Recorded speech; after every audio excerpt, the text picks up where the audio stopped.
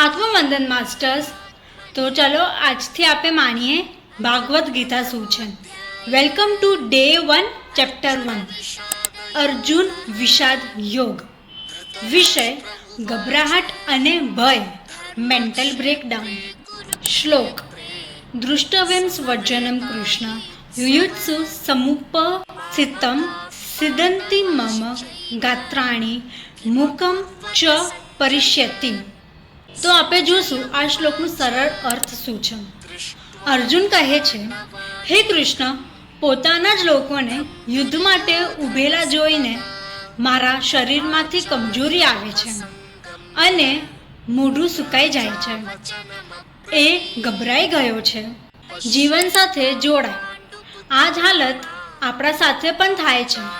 Exam પહેલાં, decision લેતા પહેલાં અથવા પોતાના લોકો સામે ઊભા રહેતા.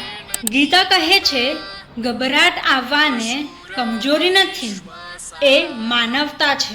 આજનો ગીતા સંદેશ: પહેલાં સ્વીકારો કે તમે ગભરાયેલા છો, પછી જ સાચું માર્ગદર્શન મળે છે. જય શ્રી કૃષ્ણ.